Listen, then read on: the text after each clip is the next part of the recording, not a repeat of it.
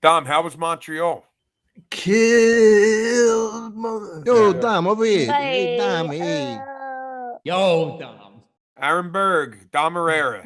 I Aaron, don't know. how I are don't know you? if you guys know each other. I'm not sure. It's a long story. Oh, really? Oh, Yeah. good. We need the times. Shoot. What do we do? 10 minutes? Kidding. Give you a lighted 4. We there's some guys that do 15 and they go, I need a light with 8 minutes left. And you can tell that they stink when they go into their big closer. We met at the store. I'm going to say this is a lifetime ago. This must have been almost 20 years ago, probably. And I walked up to you and I said, I'm friends with Mike Wilmot. And you said, oh, so you must be disgusting.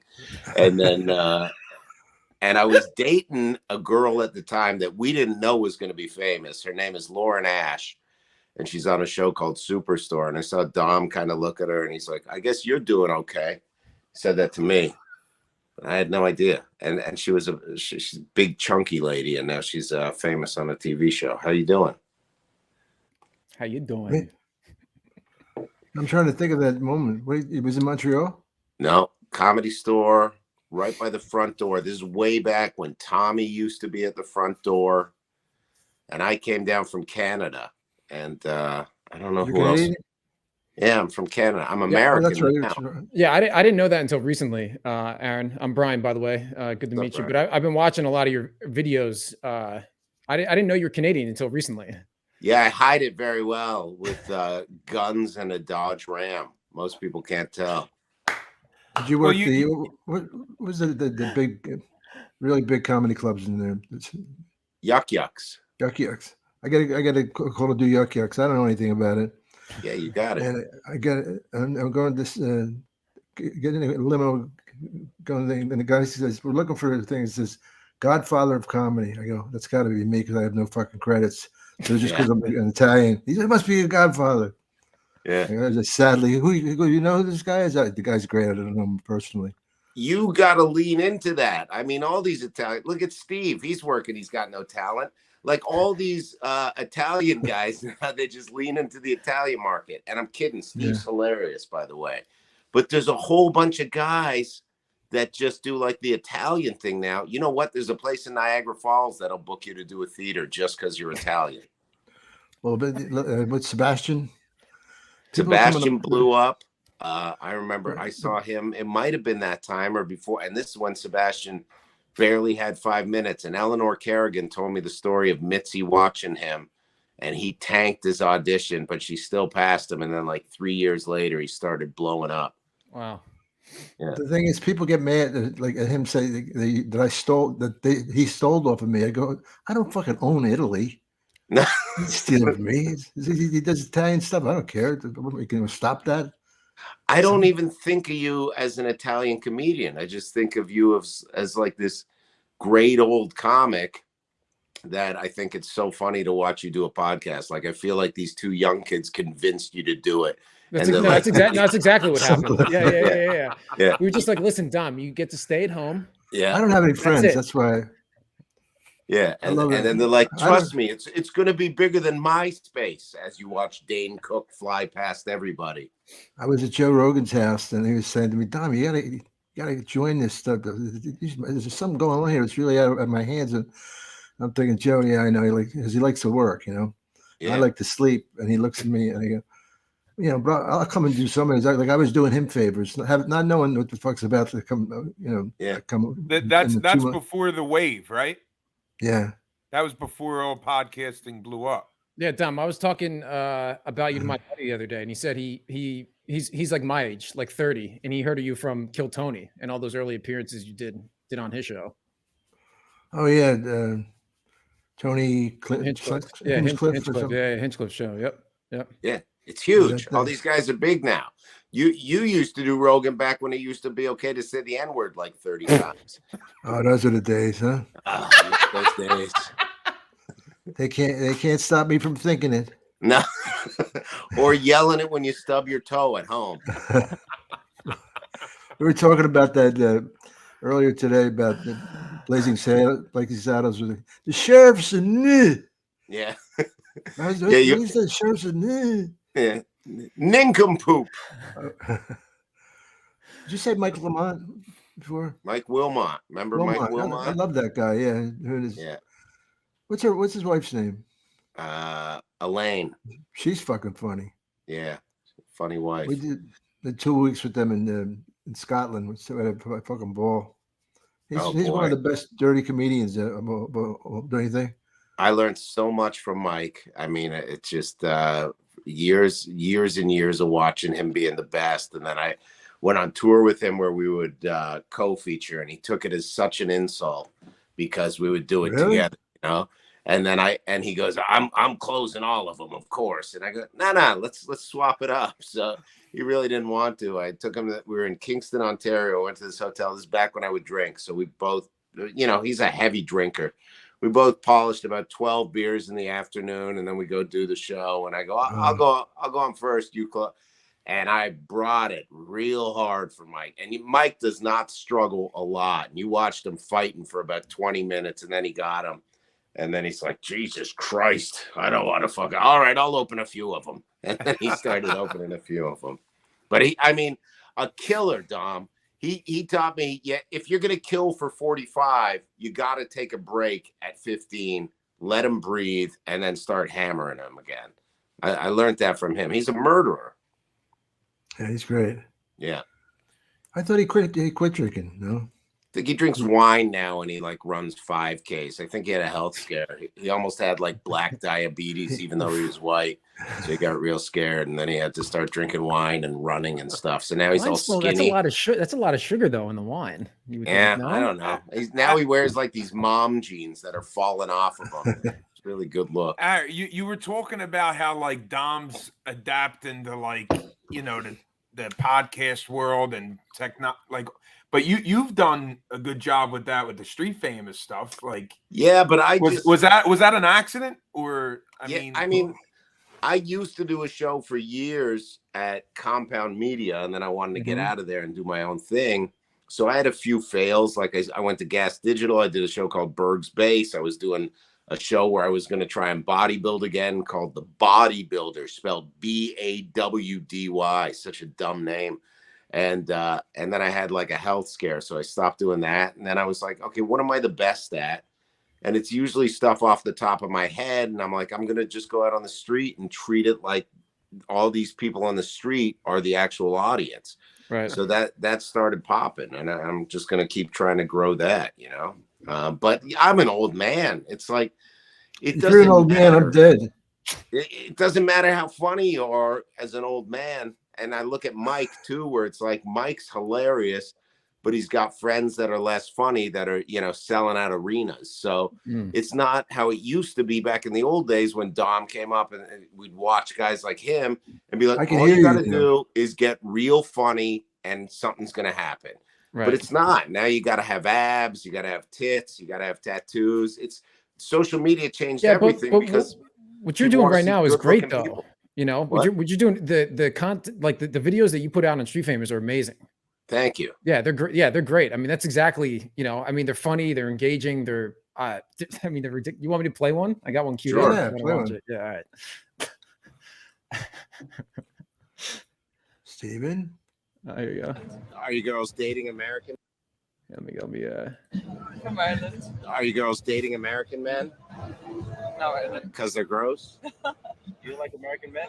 No, I'm actually good. But thank you though. Oh, okay. Yeah, thanks. So no men. You guys like girls? Nice. It's cool. All right, we'll do it again. We're inclusive. We're here with two really cool lesbians from Ireland, and they just moved here because they said all the best chicks to date are here in America. Progressive.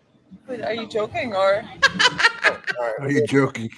These are two asexual women from Ireland that moved here to America because asexuality is very commonly accepted. Inclusive. They left. I thought that all started during COVID. The Street Famous. And I just started it a few months ago. Yeah, it's. I mean, what 4 or 5 months ago? Because I feel like I saw the first couple videos, and then it's just been bam. Yeah. Yeah. It's great. I love them. I think all of them are. They're Thanks. Awesome. Mm-hmm. I mean, we want to pack rooms. That's what we're trying to do with that stuff, right? It's like, because you watch all these young kids come up and they're selling out clubs, and then you go to a club and you're like, oh, okay, there's 40 people here. What am I doing wrong? Because these clubs now, it's not like the old days, Dom, where people would go see comedy, or they'd hear like, oh, a good guy's coming, we got to go see him. These people have built-in fan bases now, so they're basically just like, calling the shots and making door deals, and people making 20, 40 grand a weekend. And we're just trying to get up to that point, and it's not easy. And when you're older, it's not easy. Yeah, but the worst thing is being bitter and nobody else is funny world, I don't know what the fuck. I don't get it. Well, you know what? Somebody gets it. Look, these people are laughing and happy. Yeah. Fuck them. Yeah, I stopped being bitter. I think that there's enough out there for everybody. You just gotta there find is one thing. Yeah, this is unique. It's not like they're not like typical street interviews. It's very unique, and the reactions are, probably the best part too. Yeah, they're genuine, and it's like people love to go up to a camera and microphones, and they'll say really weird stuff, not knowing that people are going to see it. And it's really cool. I've seen other man on the street stuff where it's just like, what's your favorite sign? And it's just like all this pre-planned stuff. And when I go on stage, I don't even have anything pre-planned. I just want to be able to go up and, just be in the moment. And that's what I'm taking to the streets too. Yeah, ain't it interesting how the whole recipe has changed? Like Dom was saying, he just got back from Montreal. He did JFL. Like that used to be one of the that was like part of the process. You would do JFL, you try to get a deal with a manager or an agent. It ain't that way no more. There's people skipping that step. Yeah, well, it used to be because of the internet that people don't have to move. Right. When I started out, all those presidents of the networks would come out there. They get their secretaries to watch it on, whatever. What the fuck? Like online, like on YouTube or something, right, Dom? Yeah. So you can't quit because you're fired. But new faces is still a big opportunity for an up and coming. Yeah, but I talked to some guys that did it, and the whole industry shut down right now because of the strikes. So the people will be like, "Hey, I love what you do. There's just nothing we can do for you right now." So it's like I don't even know why they're doing it. Yeah, but how do you this, being able to have the power to be able to control your own stuff and put out your own content and being able to monetize it and keep everything is an opportunity that, Dom didn't have, like you couldn't have done that in the 80s or 90s. Just hiring a production crew would have cost you, $5,000 for a day, where you can hire a kid, like me for a couple $100 with a camera and a mic, for an afternoon and get stuff, It's just amazing. Yeah. You're a retard. When Dom used to go, they'd be giving out deals. People would go, they'd give out holding deals. These people get like $200,000-$300,000 holding deals. They wouldn't do anything. CBS would give them a deal. They'd just be locked up for a year. Then they'd be doing stand-up and be like, I hope something comes out of this, There was one summer I got 3 TV shows. Now, not obviously not Seinfeld, but it was really amazing. I had a football show on Comedy Central. It's a Showtime, special with the up and young coming, Joe Rogan, and who's a guy, one of my favorite guys, heroin doc. You talking about Mitch Hedberg? Yeah. He was so fucking funny, a kid. So funny. I said, please, babe, you gotta get this kid a spot. So, once he saw them, the audience fucking loved him. Really doing basically old kind of comedy, but it was just this hip kid. And Jess? I used to do drugs. I still do, but I used to too. Yeah, right. Yeah. Hey, what about the elevator, escalator? Steps when it was broken. Yeah. It was fun. He called Rice me up is really night. good if you're really hungry and you want 1,000 of the same thing. Yeah. Aaron, do you consider your style comedy old school? In a lot, I think so.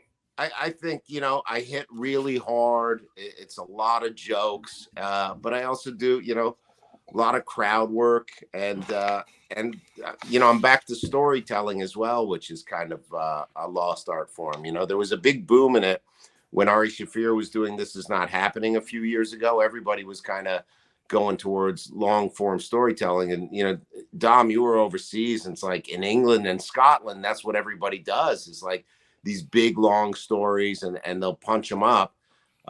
So I like doing that type of stuff too. And I always strive to kind of be original and have nobody else like me. And I feel like I've accomplished that. And I know, like, the guys that are the real heavy hitters never want to go on after me, which I always take as a compliment, you know, where it's like, I don't leave a lot of meat on the bone. I go up there to saw everything down. And, you know, Jim Brewer did an impression of me once. We did the Paramount Theater together.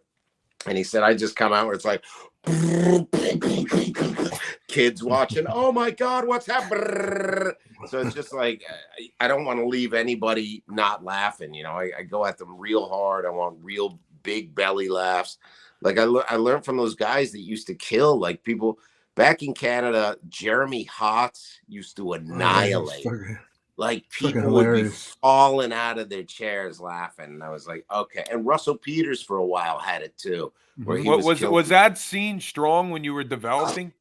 Yeah, that was Russell Peters. So it was Toronto, right? It was in the Toronto area that you started? Toronto. Okay, I was on his show last week. I was on his show in Montreal. Russell. Yeah, it was a lot of fun. He's fun to work with. I heard he's hurting for money. Yeah, right. His butlers have a house. Yeah. I mean, you think about how much money some of our colleagues make, and it blows your mind. Like, in a week, Russell will sell out, like, you know, an arena or a stadium. I mean, you're like, oh, he just made $1 million tonight. You know what I mean? I was fucking with the audience, and it was like, let's put something out like, if anybody needs money, see Russell after the show. Don't be ashamed. A lot of people, you know. What was it? Yeah. What was that like, Dom? How was doing that show with him? It was really fun. He's fun to work with. He's fucking goofball. What was it? It was a showcase, Dom? No, it's his. With the big whatever. Like the gala. Yeah, it's like a gala. Yeah, the gala. I came out there, give me an applause. I'm thinking. I looked behind me. I think it's fucking, you know, some fucking big guy. There's nobody else. It was me, because I haven't been here that much the last 3 or 4 years. But it's pretty fucking cool. That's awesome. He said, when I first met him, he said to me, "I really like you. Say, I'd like you to open for me sometime." I think, who the fuck's this guy going to be? I like you to open for me. And then I found out he was like this fucking billionaire. You know, he didn't do stadiums, but he did arenas, which were big enough. Yeah. So was he a local headliner when you were coming up there? Yeah, Russell's story. He was like, you know, he leaned into the Indian stuff and the cultural stuff. And then he did like a Canadian special that paid like $3,000. He put it online, and then, you know, there's a lot of Indian people in this world. They're very sexual people. They invented Bikram yoga. Native Americans, my friend. Native Americans. No, different. There's a different type of Indian. These are the nice like terrorists. The Hindu. Something like that. He actually told us that somebody else put it on YouTube. He wasn't the one what it was? Yeah, he did the podcast. Yeah, he didn't post it. Okay. But go ahead. And that blew up. And I remember seeing, he started selling out clubs. And I remember him leaving with like a pocket of $10,000 cash. I was like, wow, that's a lot of money. And that, you know, back then that was him just getting started, when everybody else was maybe making, you know, $1,500 a weekend. And he was walking with 10K, and I'm like, oh, he's on to something. So he was always a really nice guy. He'd take the young comics out for dinner and stuff, and really good guy. He snuck that in, Doc. What did he say? He said blowed him. Yeah. He would blow them. Yeah. Who else was in Toronto that's still working when you were coming up? Like did you have a class of comics you came up with? I mean, those guys were ahead of me. Most of the guys that I came up with, but I was the only guy to move to New York out of that class, because I was like, I really want to do stand up. And a lot of the other guys moved to LA, and they kind of just, you know, they're still struggling. They're by the wayside a little bit, but Jason Rouse was hilarious. Dirty comic. You know, he went and toured England. A lot of guys left and went to England because there was money over there, Right. and they loved Canadians over there. But Jason Rouse, I remember Harlan Williams was a bit before okay. me. He's funny. Yeah, he's great. Great. Yeah. Norm MacDonald came up through Canada out of Yuck Yucks. Oh, really? He's dead, but still great. Yeah. Jim Carrey started there, and the guy that ran Yuck Yucks, Mark Breslin, who really knows comedy, he was like, ugh, this Carey guy's awful. I can't use him. He stinks. And then, of course, Carey went on to blow up. Breslin liked edgier stuff. Mike McDonald was a guy that you guys probably never heard of, and he was so prolific and so funny. They had a show. It was a sitcom, right? Yeah. Yeah. We got it here. Yeah. It's crazy. Mike McDonald. Yeah. Yeah. And now there's so many comics in the world. It's insane. Yeah. Bob Kelly was saying the same thing. He thinks there's double the amount from when he started. Yeah. Oh, Like, for sure. For He sure. said it's crazy. I think COVID and, being able to do, internet podcast, it getting much easier to produce the content, and like the short form video is perfect for comedians. It's perfect. It's like the perfect, style to get, for quick jokes. That's what people, want to see. I think there's like a big resurgence in comedy right now. I mean, you look at Netflix, I mean, there's tons of specials on there, Yeah. And but there's a lot of bad putting their comics own too. act, too.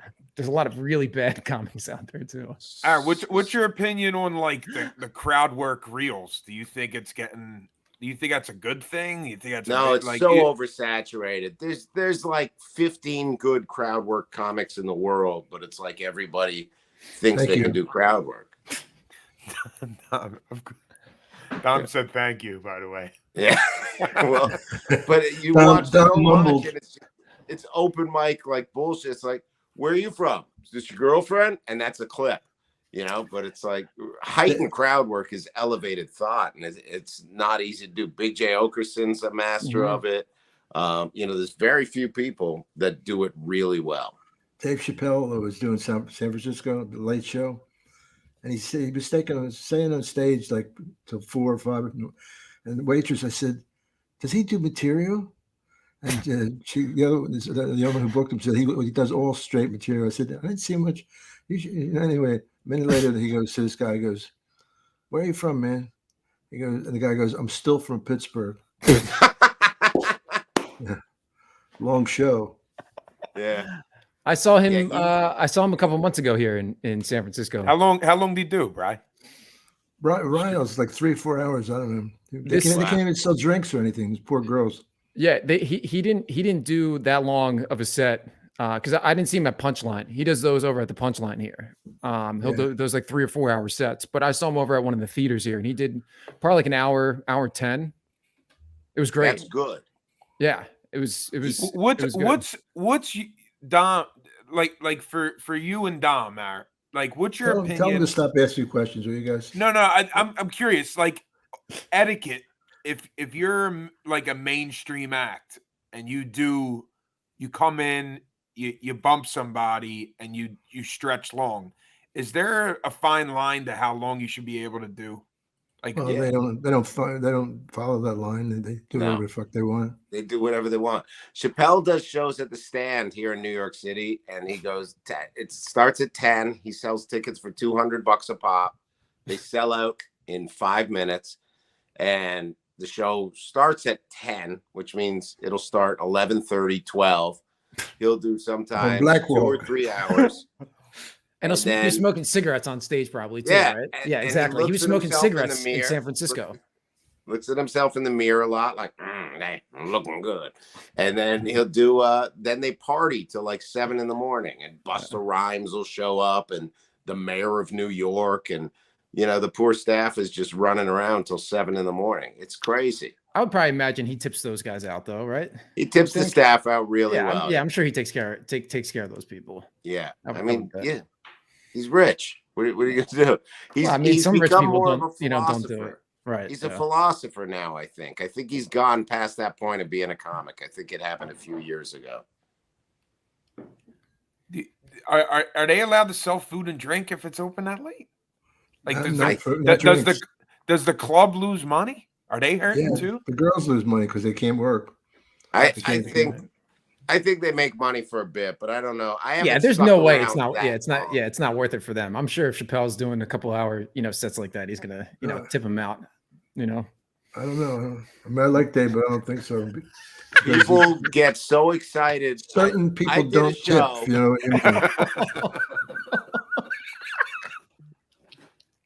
I did a show with. I'm gonna leave it in. Steve Byrne was headlining at Gotham, and this is years ago because I was still hosting, and they go, okay, do 5. Seinfeld's here, so I did 5. Brought up Seinfeld. He did 40. Then brought up Chappelle. He did 40. Then I did 5 a buffer, and then brought up Steve Byrne, and Steve Byrne still annihilated. And the people were just so happy that they saw Dave Chappelle and Jerry Seinfeld on this, $30 ticket. Yeah. That they were ecstatic. People get so excited to see these guys, Louis had that kind of juice for a while. When Louis would pop by. Show everybody his dick. He had to show his dick. It's not everybody. It was like 8 women, probably 4 of which were liars. That never crossed your mind, Dom, to boost your career a little bit. I can't get it out of my pants. It's stuck. It's stuck to the wall of my dick. I like Sarah Silverman. She told me, Louis asked her, because mind if I show you my dick? And she goes, that doesn't really bother me.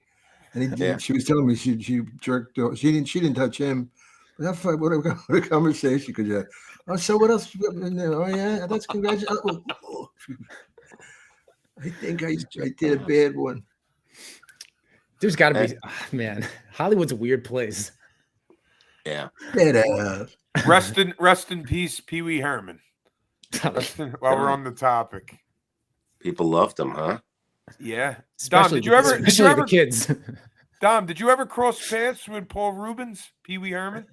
Yeah, I think I did up at SNL, but he wasn't He wasn't dressed like Herman, It was just more like kind of wild beat, offbeat. It was like the big thing. That made him a star without the show. Yeah, I seen on a podcast. He auditioned for that show, and then he got beat. He lost. He got beat out by Gilbert Godfrey, and then he was so upset about it. He developed a Pee Wee Herman character, and then it was just like crazy after that. Which is pretty crazy how he was likable too. Gilbert wasn't likable, but he was fucking hilarious. Gilbert was so funny. Were you a writer on that show, Dom? No, I don't write. I don't got any talent in anything else but that little bullshit act I do. Yeah, that's it. When I get the light, I get off. I was telling the audience, when I was just fucking around, I said, "I should show you something about show business. See that red thing? That light tells us when to get off. So it has like and what I do is, what are they going to do really? If you don't get off, what are you going to do? They're going to come and take me off. They're going to run me around. It depends the level of comedian. Yeah. Like sometimes they shut the mic, they put the light off. But if they're there to see you, you guys got the key. The headliners, you guys got. When I came up, the rule was, okay, there's this story. There was this guy named Larry Horowitz, Canadian comic. And I remember that name. They're on the road. They do this one gig. I don't know. It's a daytime gig. And they tell him, there's sandwiches outside if you want. So he goes and grabs some egg salad sandwiches, throws them in the back of the car, drives 6 hours to the next gig at night. This is somewhere out west in Canada. Hot sun beating down on these egg salad sandwiches. Larry Horowitz didn't give a shit. He'd wreck a buffet. So he gets to the gig, just fucking mows down 3 of these egg salad sandwiches, goes up for the late show at night. So belly's all grumbling and thinks he farts. Didn't. Shits his pants on stage, right? And in the front row, they smell the shit. And people are like, what the fuck is that? And he's like, hang on, I'm going to be right back. And the host runs back and back up, does 5 minutes. Horowitz goes off stage, comes back with his blazer tied around his waist. Didn't even change his pants. Just cleaned himself up a bit. Comes back up with the blazer, finishes the last 15 minutes. And this was like an urban legend, true story back in Canada. And everyone goes, you know, the moral of this story, right? And you want to say, don't steal and eat egg sandwiches. But the moral of this story is always do your time. That's what people got from that. Always do your time. It's great. Shit his pants. I fart on stage sometimes now. Dom, you must do it too. I don't know. I'm concentrated on my work. You're not aware if you fart. How loose is your asshole? Hey, what was that? Oh, me. Sorry. I farted like 5 minutes into my feature set like 2 weeks ago, and I thought it was the whole front row knew. I fucking read it on their face. That was the first time I ever had it happen. I'm sure, you know, that's fucking, I'm sure it happens a lot. Yeah. I do it a lot. Do you address it? A lot. I'll try and make sure there's either a big laugh or I'll just talk a lot louder right when I do it. And then, but I was at Stand Up New York maybe 3 months ago and it wasn't going well. And I just heard like a, and they heard it. Front row heard it. There's nothing I could do. I didn't address it. I just go, I think I stepped back and forth. So I was pretending the stage was creaky. That's great. Hey, the record you broke, how who had it before that? Steve Byrne. And how close were you to his number? Was it Steve did 13 sets in a night. I did 25. Wow. Yeah.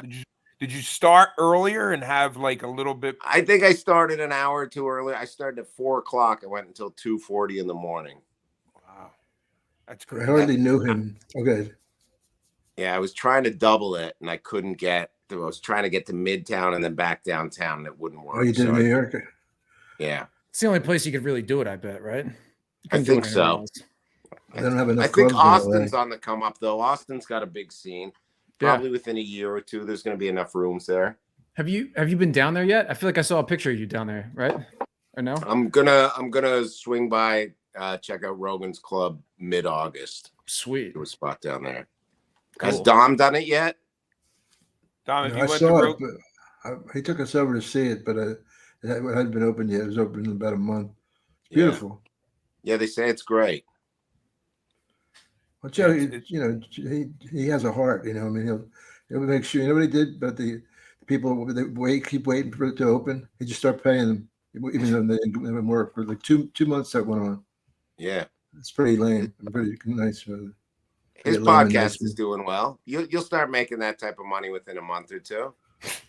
Let's say I gotta wait a whole fucking month. Yeah, it's genius, my friend. Yeah, it's when cool. You did it's that cool when you louder than you talk. What? It's cool when you hear stories like that. He paid the staff before it opened. I just They don't found write out. That in. You don't. Yeah. I just found out that Portnoy. I'm not going to say the name of the business, but a South Philly cheesesteak place called him when he was giving money out to small businesses. Yeah, sent him a text and said, "Hey, I see you're helping businesses. If I don't hit this number by the end of the month, I'm going to lose it, and it's a known business in the city." Portnoy called him in like 17 minutes, like 20 minutes. Called him up, said, "How much do you need?" Said, wired him the money. Mm-hmm. Like that's a class act. You don't hear a lot of that. That's crazy. Like didn't even know him. That's wild. Ari Shaffir did that when they took This Is Not Happening away from him because, you know, he had a Netflix deal and Comedy Central got all ticked off. So they go, we're going to shut it down and no one's getting paid. And Ari was going to pay everybody on the crew until the show switched over. And then, you know, Comedy Central, I think, picked it up and gave it to Roy Wood Jr. So they all did. But, you know, Ari's got a big heart, too. Wow. His new special was great. Yeah. That came out. I don't know what. Yeah, it was. I don't know. It was like 6 months ago, 8 months ago now. Yeah. It was really good. 6 million viewers. And then there's the Zuckerberg and the Musks of the world that are fighting I don't understand the motive behind that. They don't need the money. It's like, what the fuck? Publicity, man. You know, The guys that did Airplane? No, Zuckerberg and Musk supposedly they're going to do a fight. like a celebrity boxing match. Yeah, he's training and everything. It's all over the internet. It's fucking for what? For what? What did it? Maybe it's for a charity cause. Yeah, that's probably what it is. Yeah, charity, but you know, boost the business.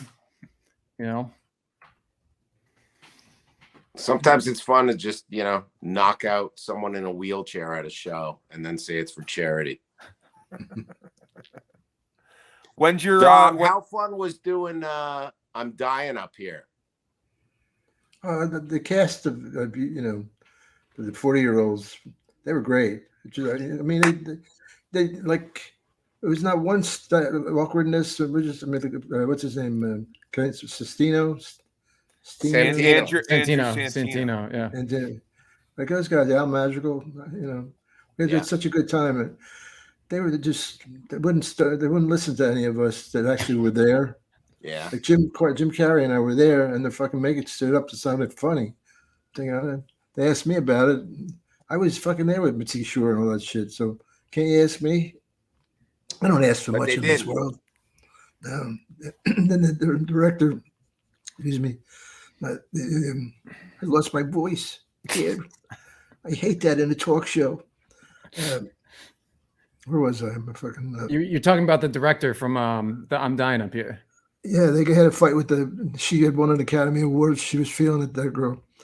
And it fucked it up. Jim Carrey came in and I said, "What are they doing?" He's like, it's like I put money in, but he can't be on the floor, professor. And I thought it could have been a good show. You weren't happy with it? You didn't think it was good? I wasn't happy with my part, but I'm not a fan. Wow. It only went what, 2 seasons, right? The show. 2 seasons, yeah. I liked you guys remember Crashing? I thought that was a really raw look. Oh yeah, I like that with Dove Dadoff and then Pito gets to New York, and then 2 days later he's a made man. Oh boy, that was a tough 2 days. Oh jeez. Did you think it was accurate? Did you think it was accurate or no? You thought no. I thought, it was like, oh, I'm struggling real hard. Oh, now I'm hanging out. I'm sleeping on Artie Lang's couch. Hey, I got a warm-up job. Look, I'm auditioning for The Cellar now. Boy, this is really flying quick. Yeah, it was fast-paced. Yeah. Birbiglia's Sleepwalk with Me was good. Yeah. That was pretty good. Was great. Brilliant storyteller. He had a movie that was similar to like coming comics. Yeah. Where he I forget the premise was something along the lines where he was working at a bar, he did stand up, and then like a road manager fell on his lap and he just started working. Yeah. I thought that was really good. There was another one with like the Indian guy that like is a movie star now, and he was in that Chippendale show on Hulu. What's his name? God. One just came out. It was called The Opening Act. I think Steve Byrne wrote it. Oh yeah. I'm pretty sure. It's fun to watch comedy in a movie or a TV show, and then you're like, I thought Comedian was great when Seinfeld came back from after he did that was Orny Adams, right? Yeah. That was great. Really, that was awesome. Yeah, that was one of my favorites. He just doesn't get it in life, Orny. He's not that bad a guy, but he's just so fucking annoying. Yeah. He just does. He said to me one time, I was going to go on after him. He goes, "Dom, do you ever want to switch? Do you want to switch this show?" I said, "Why?" He goes, "Well, I don't want you to be. I come with a lot of energy. I don't want you to have to follow that." I go, "You know what, Orny? I'm going to take a chance tonight. I'll give it a shot. It's been a while. I don't do much stand up except for every night. So, all right, I'll stay where we were." And after I fucking buried him afterwards, I told the audience what he said. I said, "Do you really think that I could have not?" The audience said, "No, we love you." I mean, you don't do shit like that, but he does. Yeah. There's a lot of dicks in this business. But I And didn't then even there's think a Name names. lot We of got good time. people. A lot of good people. And then also there's people that are like horrible people, but if they do one nice thing for you, you're like, he raped 4 women, but he put me on that show. I mean, he's a really nice guy. Yeah. He's very down to earth. Yeah, you gotta know him. And not be a woman. That's all. When you play in the Philly area again, because majority of our listeners are from there. Oh Anytime boy. soon? I don't know. PA. I do South Jersey a lot. I'm at Uncle Vinny's a lot, but I'll try and do Philly. I'll probably do Helium. We got sometime. listeners all over. We got listeners all over the U.S., man. All my dates are on aaronberg.com. I'm doing the road less because I'm doing Street Famous a lot, but I get out there and I'll be out there. I'll be out there soon. Once I start drawing again, I'll be on the road. Awesome. What do you mean again? You didn't once? Yeah, I had a good go about a year ago. It was going well. What happened? I don't know. I got to figure it out. We're here for you, man. We share your pain. I don't know what it is. I'm just trying to sell a lot of tickets. I don't know what's going on. Fuck them. You're better than they are, except for You're right. To the top. That's what I'm going to call my next tour. I'm better than you are. Aaron Berg, thank you. Guys, thank you for having me. It's been an honor. Appreciate it. Thanks for coming in. I got to come visit you, Dom. Let me know what hours I'm allowed in the home, and I'll bring you by some soft food and stuff. Wouldn't that be nice? That's very sweet. Even the image of it. You and your little bald head. You should wear tight little pants with that. Yeah. I'll wear some. Wear one of those bodybuilder onesies, and I'll come in with some soft chocolate pudding for you. I'm hard as a rock. Thank you. Guys, thank you so much for having me. I appreciate it.